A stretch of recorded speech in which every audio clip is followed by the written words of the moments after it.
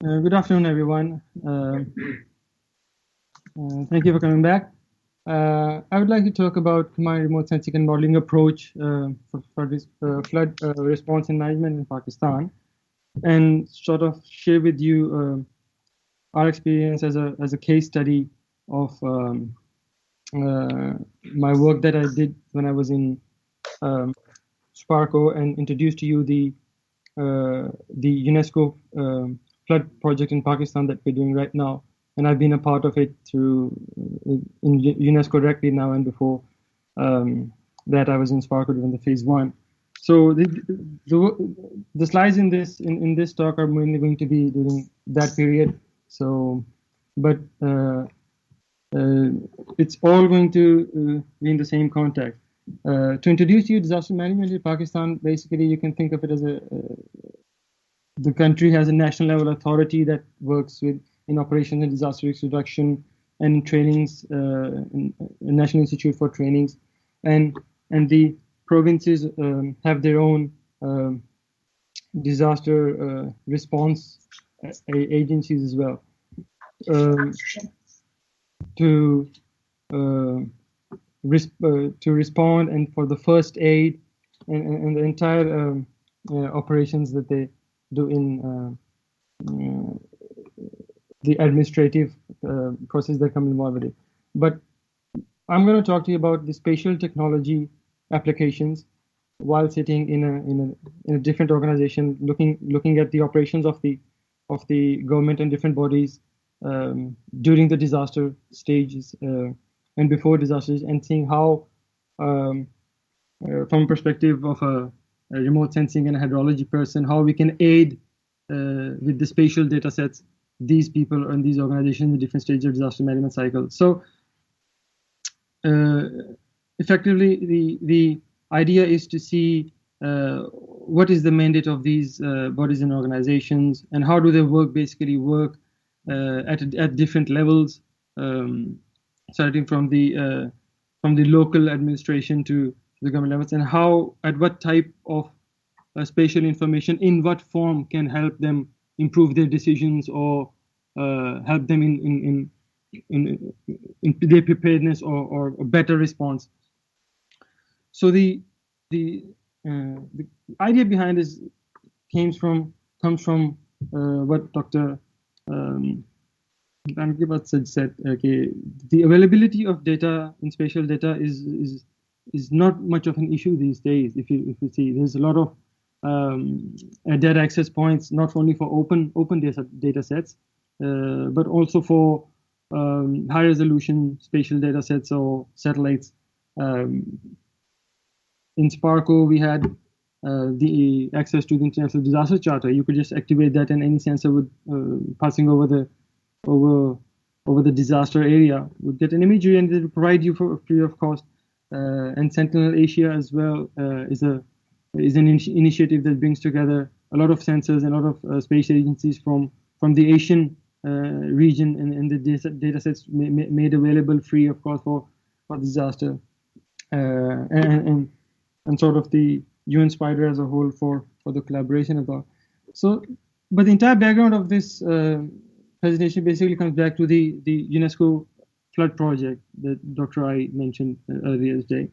In the phase one of this project, this project has been running on was initiated after mega flood of 2010 in Pakistan, and a lot of work was done in the phase one for flood hazard mapping on Indus River with the help of models developed at the ICHAM Japan with Indus IFAS and the rainfall inundation model.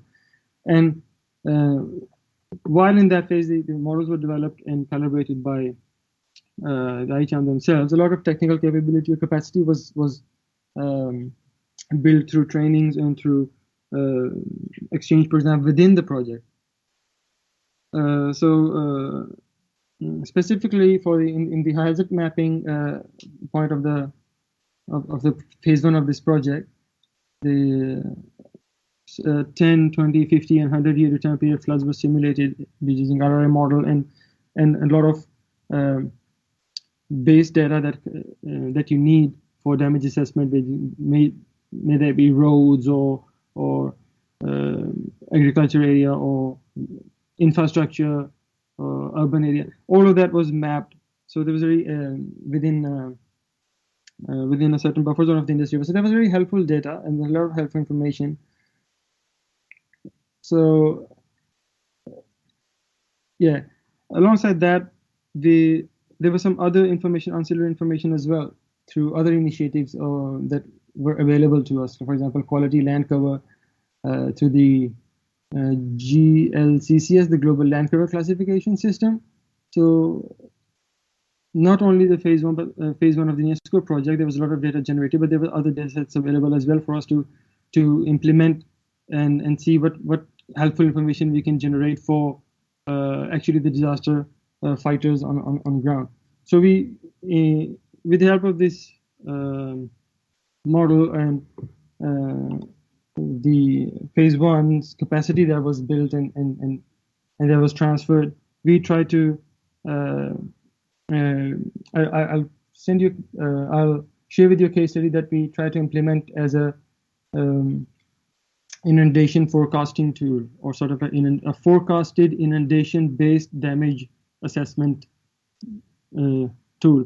So we use the rainfall runoff inundation model that's developed by ICHAM. It's Dr. Miyamoto is here. He can tell you a lot more on that, but it's just a distributed event-based physical model in terms of spatial temporal event rates.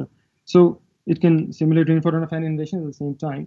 It's one part of the whole project that has coupling of the two models. So we, in this particular application, we try to look at it as a standalone tool and see how we can really combine the a modeling exercise and get help from mapping from any source, any open data set or open, or actually any other disaster data set that we can get our hands on from other sources by activating the International Disaster Charter or through Sentinel Asia or through UN Spiders hub.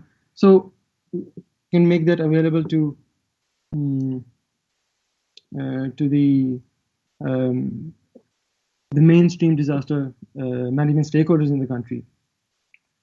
So yeah, we had the 2010 flood simulated during phase one, so we had the experience of a calibrated model on Indus River for inundation. We implemented the rainfall runoff inundation, or RRI, as a daily simulation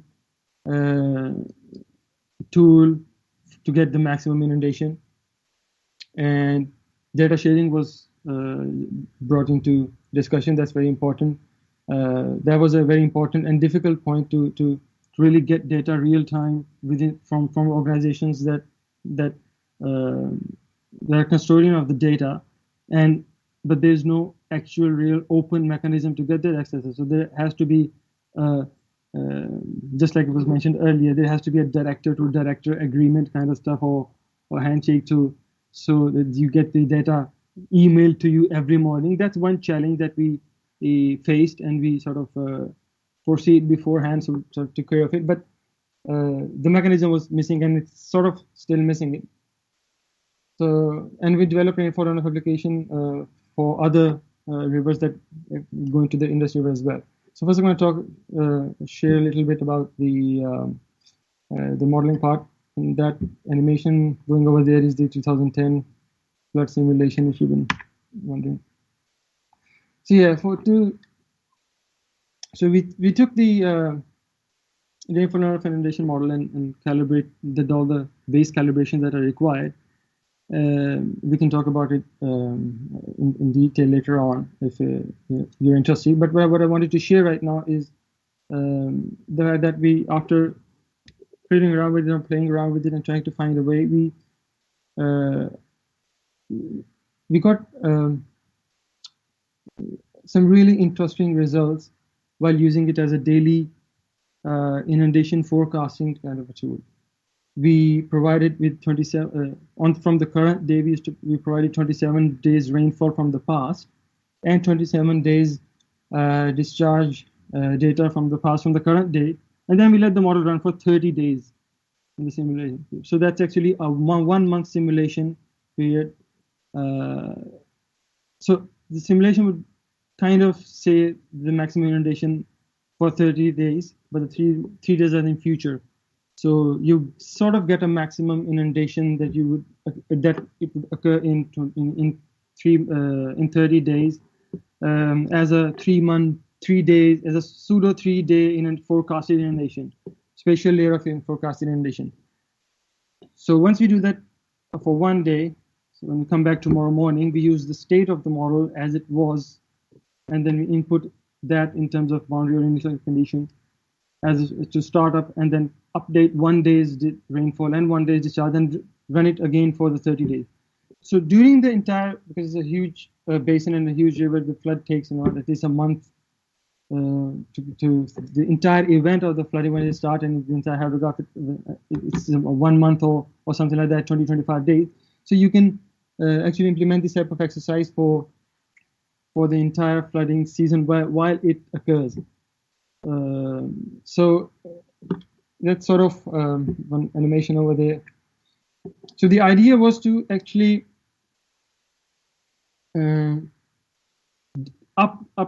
update daily a simulated flood depth map and the associated damages based on the data that we required previously, or the other data set that were in-house available with the agency through its other projects, and mainly with the because of the phase 1 of the project, because that made a lot of infrastructure mapping there was done as well.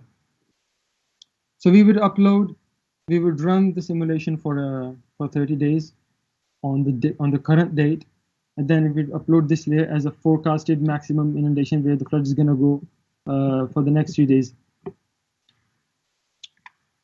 And at the same time, we would generate statistics and maps, because really the end users that we were targeting this time for this particular exercise in this type of application were not really learned in mapping and mapping tools and in GS analysis. So we developed statistics and printable maps as well for first responders or flood fighters or any people who are working on ground.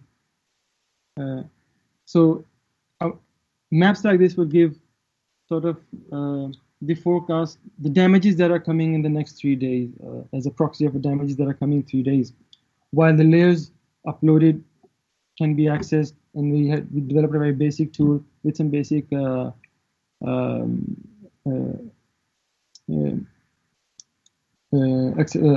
ancillary tools in there to help you navigate where you are if you are on the field and that kind of stuff.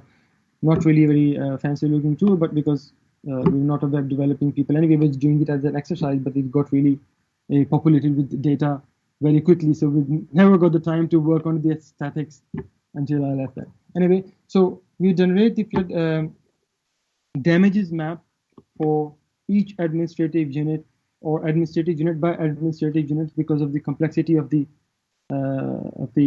government organization, the working of the government organization, and how it translated down to the very smallest administrative unit in the country. You might just want to give them the most relevant information in the form that they understand, and not much. So we would generate maps and sets like this for every administrative unit and give and send them this information as what is coming your way. While in parallel, on the day, we would use a damage or rapid and a detailed damage assessment from any open data sets or through disaster charters or any high spatial or high temporal data sets that we get hands on. But before that, we would have already mapped the pre-monsoon type of or pre-flood event type of entire country water level layer. So we know where to correct our damages for. So where the river, this one particular is made from Landsat 8, 3 months mosaics. And then once we have that, we would use say Terra Modis or Aqua Modis for larger scale and Landsat for higher spatial scale, Sentinel-2 recently for higher spatial scale, and then we make those stats and maps as actual rapid damages assessed or actual detailed damages if the data is acquired a few days after the date. And we distribute these maps as observed damages and along with the forecasted damages that are coming in the next 3 days in parallel. Plus, we need to do some fun with a Twitter account to tweet every layer uploaded or every map distributed. So that was helpful. And also through the Central Asia and the disaster charter, you would get Sentinel-1 scenes. You would develop a semi-automated type of water extraction or inundation extraction workflow that would work on the flat plains of Indus, because there's no spiky mountainous terrains anyway to get rid of it's pretty much flat, so you can have a simpler workflow to extract water. But then I'll translate that into a Google Earth Engine code. This is something that I think everybody who uses open datasets should be using for Landsat or for Sentinel-1 or 2 or that kind of sensors. If you don't know much about it, it's Google's initiative to provide access to data scientists or remote sensing people a web platform, a web-based JavaScripting-based platform to quickly analyze the data instead of downloading and getting their hands dirty with all the pre-processing and data downloading and handling that's required. There's nothing really required in here. It's a 40 years archive of all the open Earth observed data using MODIS and Landsat series and everything. You can simply, if I give a effective example, it would be just like calling the Earth Engine for a sensor name that would bring me Landsat 7 or 5 archive, filter it from 2000 to 2010, and then filter it on this polygon and how many scenes are there, and then you can quickly write an algorithm to come up with the analysis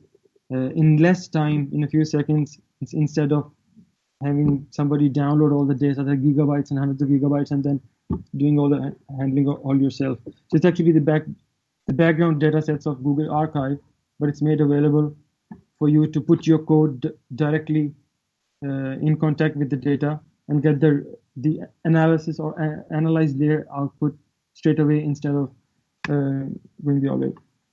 So we sort of used to do the operational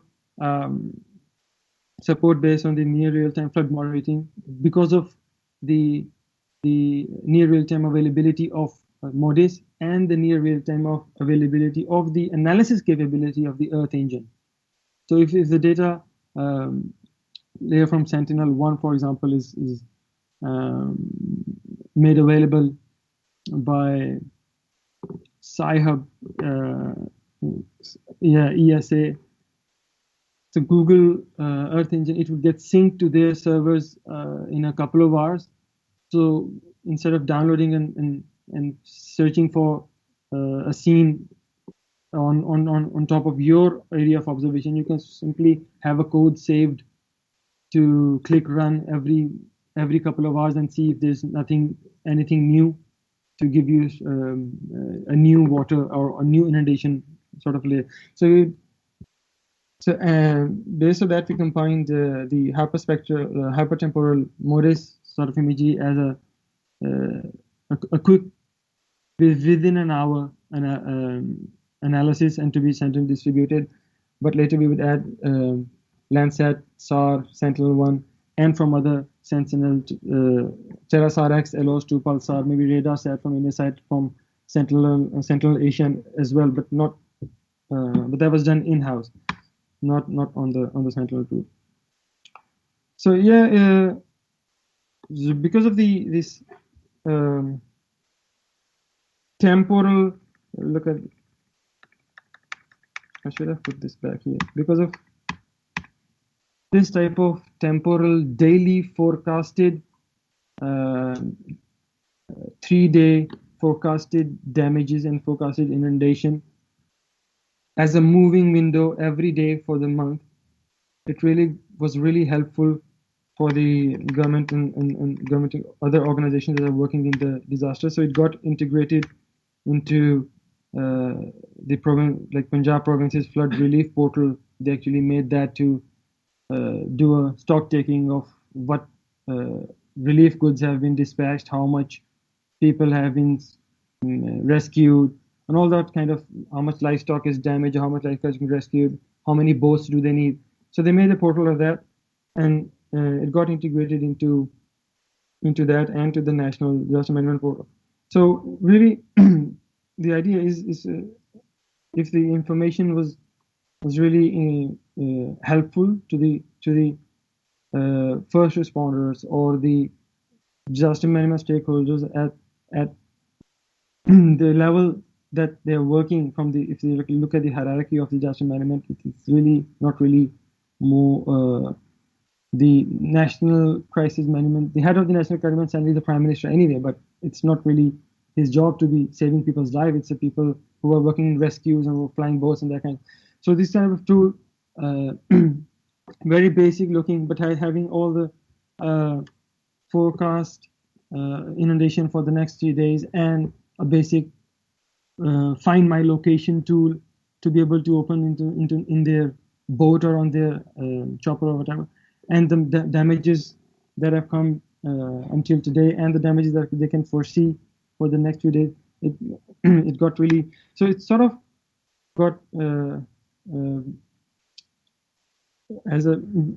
became the first go-to at every control room.